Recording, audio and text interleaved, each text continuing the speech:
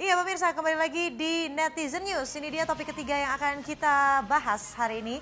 Presiden dan media sosial, di mana kita ketahui sebelumnya yang sudah diberitakan juga tentunya oleh Metro TV beberapa hari yang lalu kehadiran para netizen atau penggiat media sosial ini diundang langsung oleh Presiden Joko Widodo. Mereka di istana karena memang permintaan sang presiden. Mereka salah satu dari elemen masyarakat yang katanya Pak Jokowi sih ingin didengar pandangannya tentang pemerintah saat ini. Tidak heran di acara yang santai itu Presiden lebih banyak mendengarkan lontaran, pernyataan, candaan begitu dari para penggiat media sosial. Nah, sebelum berdialog, pertemuan diawali dengan makan siang yang diikuti penggiat sosial dari beragam latar belakang. Nah, mereka ini dipilih secara acak begitu secara random tanpa memandang latar belakangnya. Bahkan sebagian tidak saling kenal dan baru bertemu pada saat itu di istana. Yuk kita akan langsung saja mengkonfirmasi mengenai apa ya namanya pendekatan atau bentuk komunikasi dari Presiden Joko Widodo dengan berbagai pegiat sosial. Sudah ada Mbak Devi Rahmawati, pengamat komunikasi. Selamat siang Mbak Devi. Selamat siang, Mbak. Hei Mbak Devi lagi di jalan ya. Aduh maaf ganggu Iya, nggak apa-apa, lagi di sebentar. kampus UI. Oke, Mbak Devi ngelihat ini Ya. nih Presiden Joko Widodo begitu mengundang nih dari para penggiat sosial, daripada netizen, coba deh ke istana. Kayaknya saya pengen dengar nih aspirasi dari masyarakat langsung yang katakanlah memang aktif begitu di sosial media. Anda melihatnya seperti apa sih Mbak Devi? Ya, ini sebenarnya menggunakan tesis lama bahwa media itu menjadi the extension of man. Nah, menariknya di era modern, media tidak lagi dimonopoli oleh kelompok konglomerasi tertentu. Dengan hadirnya teknologi, semua orang bisa menjadi produsen sekaligus konsumen dari media. Nah, kehadiran sosial media yang kemudian membuat jalur komunikasi sosial atau silaturahmi antar komunitas itu menjadi lebih mudah dan murah, tentu saja menuntut semua pemimpin politik untuk turun juga belusukan dalam komunikasinya. Dan Pak Jokowi membaca betul gitu ya. semangat dan peta komunikasi di era modern ini. Oke, yang kita tahu lah ya kalau Presiden Joko Widodo memang sering sekali belusukan gitu untuk tentunya sekali lagi kenapa sih Pak pasar yang dipilih gitu kan belusukannya karena memang suara rakyat ada di situ begitu. Presiden Jokowi pernah mengatakan seperti itu.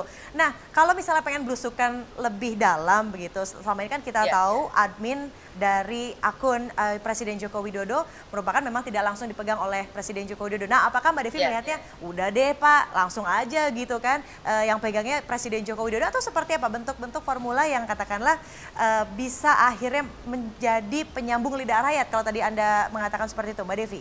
Ya, menariknya secara kultural masyarakat Indonesia itu walaupun sudah dibungkus dengan hal yang sangat modern, teknologi dan sebagainya, tapi karakter psikologi budayanya itu masih sangat komunal dan hierarkis. Jadi pertemuan dengan orang yang paling tinggi, kaisar atau raja atau dalam pemerintahan modern namanya presiden itu menjadi penting. Karena mereka akan merasa diwongke, mereka akan merasa disentuh secara langsung. Jadi ini yang membedakan komunikasi politik di luar negeri barat khususnya dengan di Indonesia, walaupun medium teknologinya sama. Kalau di sana cukup dengan berkomunikasi via medium tadi melalui Twitter dan sebagainya. Di Indonesia tetap harus di follow up dengan pertemuan secara fisik. Karena dengan itu karisma seorang pemimpin itu akan benar-benar bisa dirasakan nyata oleh masyarakat kita yang tadi karakternya hierarkis dan juga komunal tadi.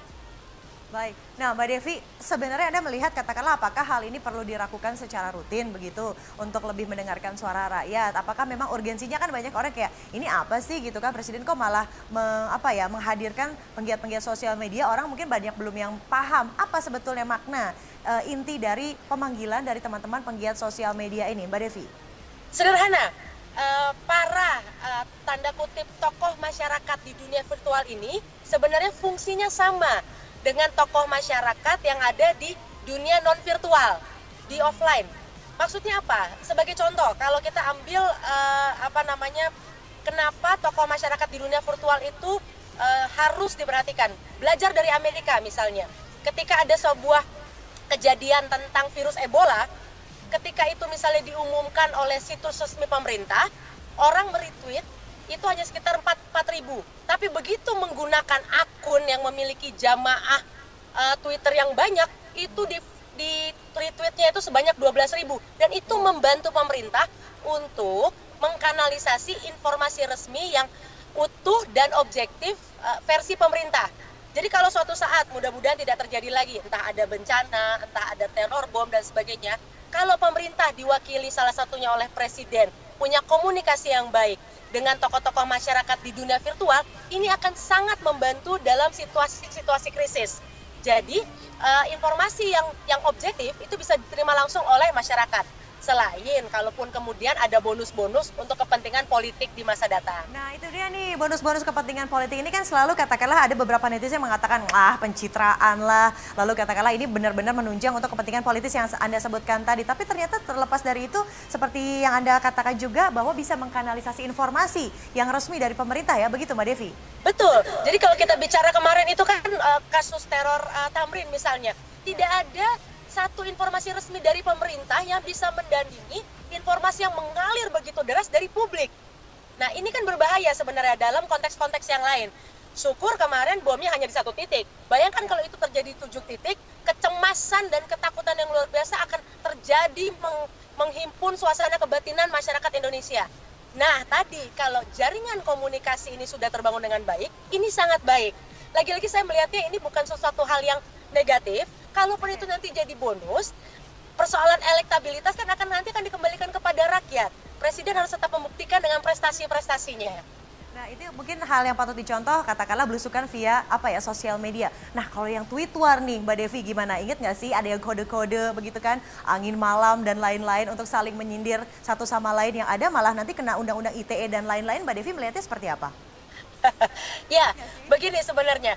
Riset soal apa sih konten yang akan benar-benar dipercaya dan menarik di publik, ternyata baik itu di barat maupun di Indonesia, konten yang positif lah yang sebenarnya akan benar-benar dikonsumsi dan dilumat oleh publik. Jadi bagi siapapun yang ingin menggunakan sosial media justru untuk memberikan konstruksi yang sifatnya negatif, sebenarnya tidak akan pernah berhasil kampanye itu. Jadi kita sebenarnya punya saluran. Kalau misalnya kita merasa ada yang salah dengan pemerintah, ya langsung sampaikan dengan saluran-saluran yang ada. Ataupun kalau sifatnya berbau-bau pidana, ya laporkan kepada pihak yang berwenang. Jadi dalam risetnya tidak pernah ada kelompok yang benar-benar sukses sebenarnya dengan hal yang negatif, kemudian menjatuhkan orang lain melalui sosial media. Kecuali yang sifatnya revolusioner seperti terjadi di Mesir dan sebagainya. Iya, jadi tidak ada hate speech dan juga curcol begitu ya di media sosial dari para tokoh. Nah, berarti formula yang tepat tentunya untuk mengikuti perkembangan teknologi informasi dan lain-lain, Mbak Devi sebagai pakar komunikasi tentunya menyarankan begitu bahwa katakanlah setiap tokoh atau setiap legislator atau katakanlah penyambung lidah rakyat ini harus menggiatkan sosial media mereka, begitu Mbak Devi? Betul, tapi begini, kita perlu ingat, Indonesia itu bukan hanya Jakarta atau Jawa. Pola komunikasi demikian memang tepat untuk kota-kota besar di Indonesia. Tapi untuk daerah-daerah lain, tentu saja cara-cara tradisional dan menggunakan tokoh-tokoh masyarakat yang offline itu masih harus tetap dilakukan. Jadi paralel antara pendekatan offline dan online. Oke, jadi jangan katakanlah mentang-mentang sudah disebarluaskan melalui sosial media begitu, jadi akhirnya yang melakukan cara konvensionalnya tidak ya, Mbak Devi ya? Ya, tapi begini Mbak, menarik sebenarnya kalau bicara dari aspek politik anggaran. Tidak ada lagi alasan sebenarnya bagi pemimpin politik untuk tidak punya anggaran untuk misalnya menangkap aspirasi masyarakat. Misalnya kalau dalam konteks reses, itu bisa dilakukan 2 hal.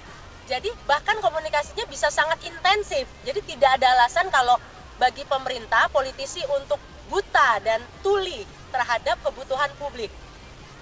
Jadi nanti Mbak Devi pokoknya intinya sebagai pakar komunikasi menyarankan begitu untuk katakanlah aktif di beberapa media sosial, tentunya untuk memberikan konten-konten yang positif, kanalisasi informasi yang resmi dari pemerintah. Sekali lagi seperti itu ya Mbak Devi? Tapi ingat, komunikasinya jangan bersifat formal saja dan sifatnya hanya monolog. Ini tetap harus 2 arah, komunikasi harus dikelola. Dan yang terpenting adalah mendapatkan kepercayaan. Jadi kredibilitas dari akun-akun yang ada hanya bisa dilakukan kalau 1, penggunanya yaitu politisi, 1 serius menggunakan komunikasi 2 arah. Kalau itu bentuknya celaan, sebagainya harus tetap diterima. Karena risetnya, kalau kita menerima kritikan, makian, dan cacian, tapi kita tetap merespon dengan positif, justru orang-orang yang tadinya memaki dan sebagainya kita malah 30% berpotensi untuk menjadi PR kita malah di masa datang. Oh, oke. Jadi malah diapresiasi ya kalau diresponnya secara positif. Oke, terima kasih Mbak Devi Rahmawati, pakar komunikasi sudah bergabung bersama kami via Skype di Netizen News. Semoga memberikan inspirasi. Dan Netizen News